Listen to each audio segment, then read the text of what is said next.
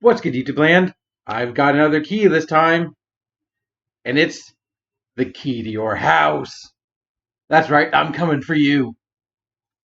Actually, it's the hyper key for Ultraman Ribut. So there it is.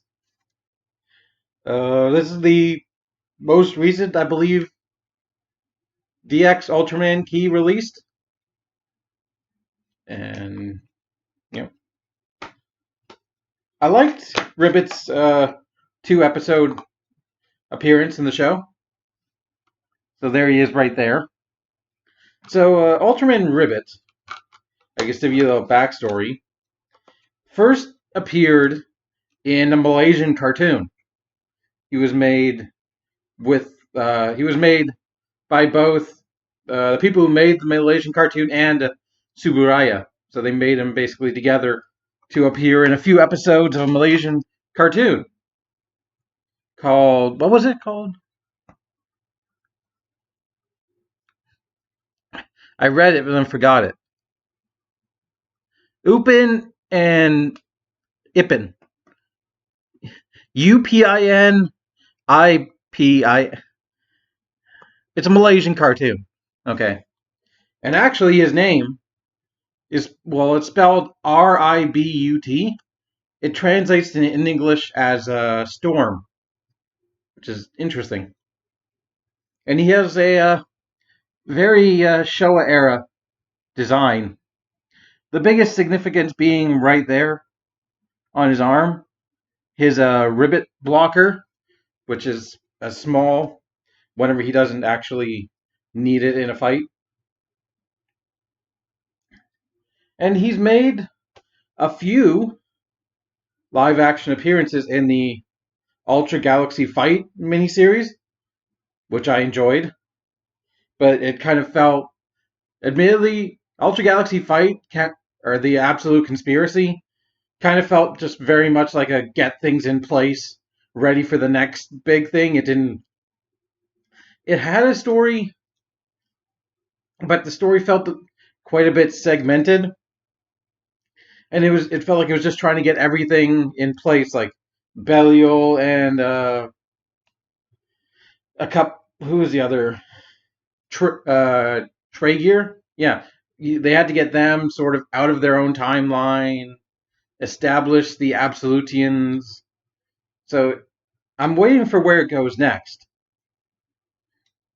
But, and he appeared, he fought Traeger in, which one was it? In, Taiga? Not fucking, not. Yeah, I think somewhere around there.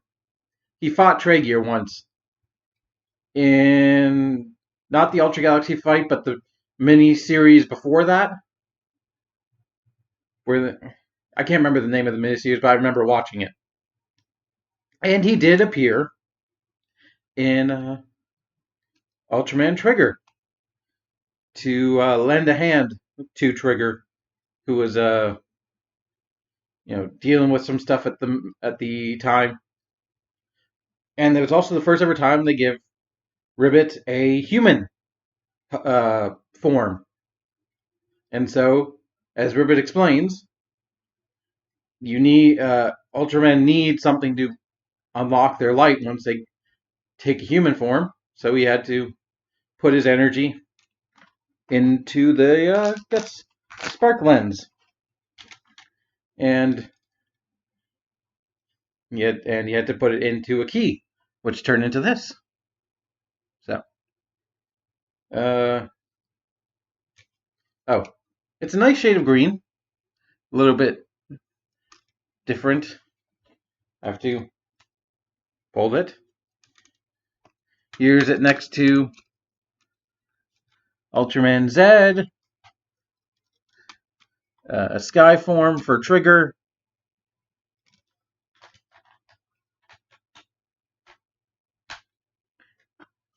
55th anniversary. So, let's hear the sounds. Come on, Ravage, stand up. Ultraman Ribut. Now, I'm not the only one who every time I hear the English voice say Ribut, it sounds like he's saying reboot. Ultraman, reboot. Here. Ultraman Ribut. Yep. And I'm not going to do the... No, we're just going to do the gun.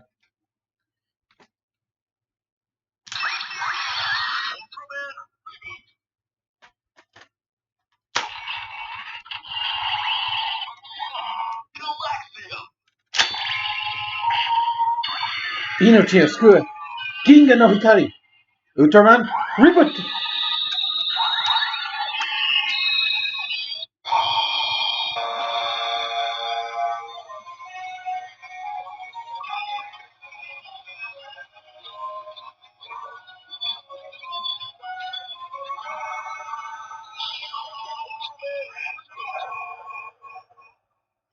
And yes, I am doing that show accurately. And I believe the translation to what I said was save lives, the light of the galaxy. Because Ultraman Ribut is part of the intergalactic defense, or no, rescue. Because they have two different sections. They have the defense, which most Japanese Ultramen are part of, going everywhere fighting. And the Galaxy Rescue Force, which are the Ultramen who do rescue missions. Like Ribut. And I don't know any others at the moment. I'm not up on the American Ultraman or the other cartoons or the parody of Zerth who transforms by brushing his teeth and doing this really fast. But Ribut does actually just switch hands and does this. So I like that. He's also a lot more calm. But for other sound effects, we actually get two of his main attacks. The remote cutter. It's a shame it can't summon a spreader rod. But...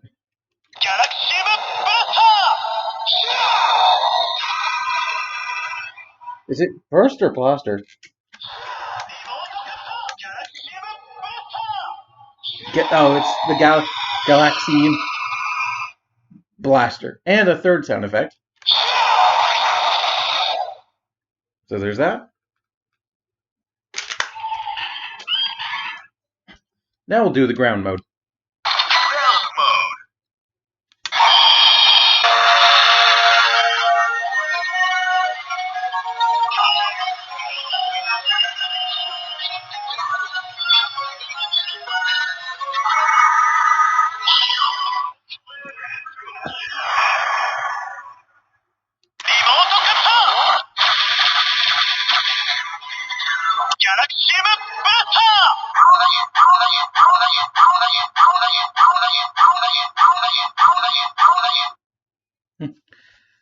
So there's that. Yeah. I guess I'll give another tidbit that I read off the wiki is apparently in his animated appearances, Ultraman Ribut's suit had a more cybernetic feel with like mesh detailing, and I think they was trying to give off that kind of, not full on cybernetic like the Netflix Ultramans, because I've seen those Netflix designs and they're certainly something.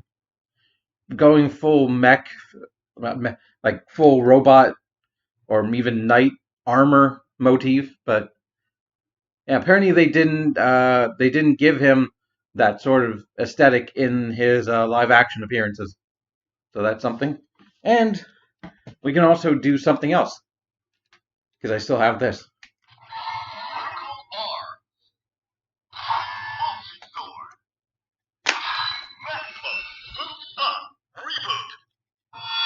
Reboot. Galactia. Toward finish.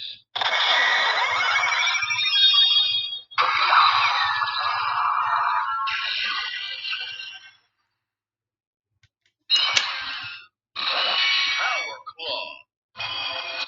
Galactia. Claw Impact.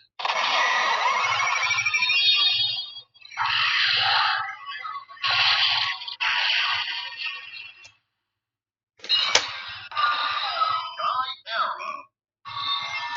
Galactia. Arrow Strike.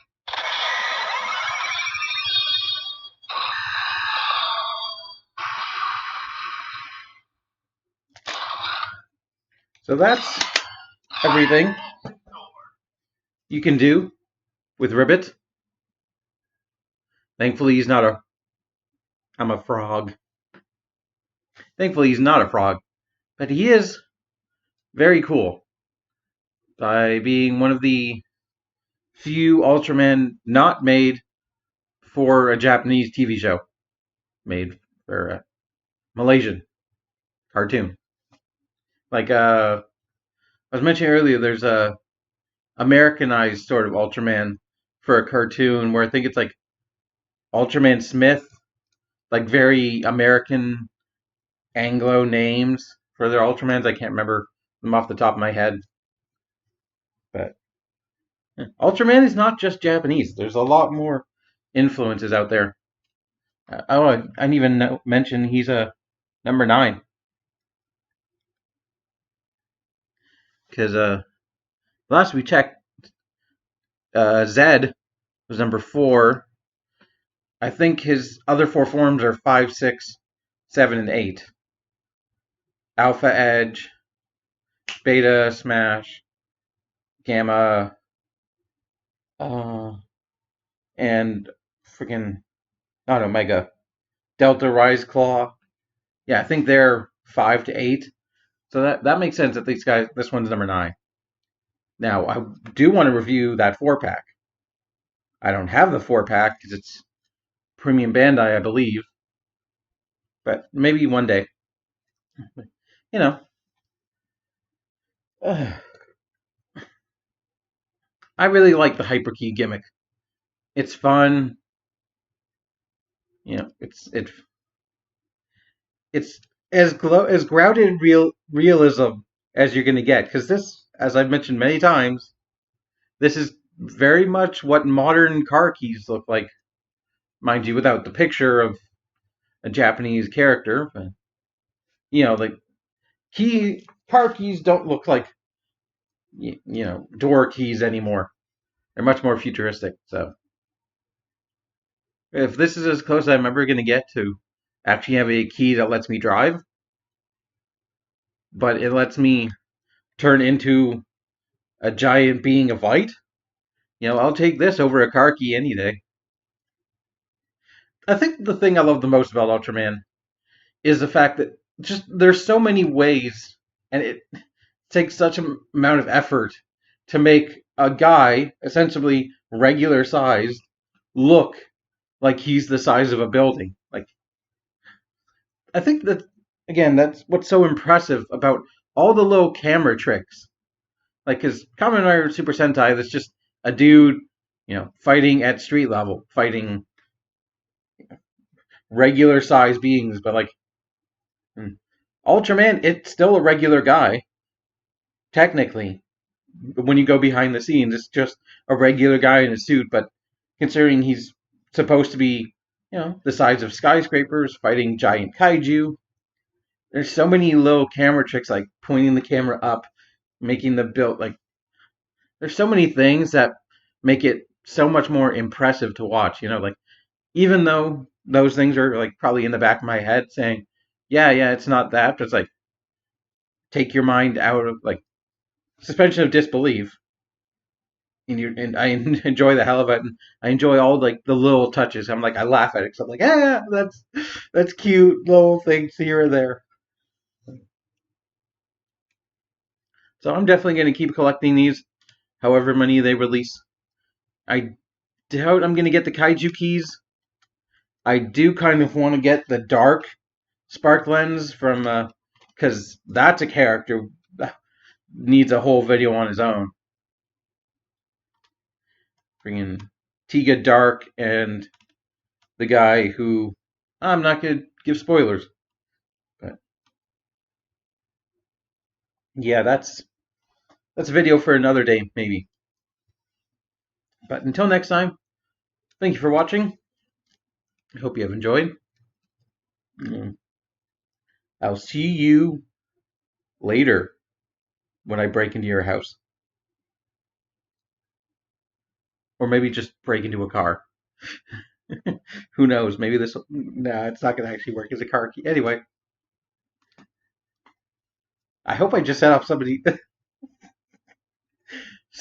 car alarm just by. Ultraman Ribut. Bye. Game over. The user wins.